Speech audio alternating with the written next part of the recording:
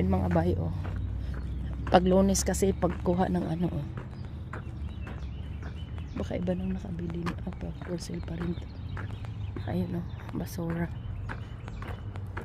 Pero yung tinatapon dito mga bay, tingnan nyo. Yung couch dito, eh, tinatapon yan. Oo. Yep. Yun yung ano, tinatapon nila. Yung sa akin, couch ko din eh, tatapon ko na rin yun pag alis ako.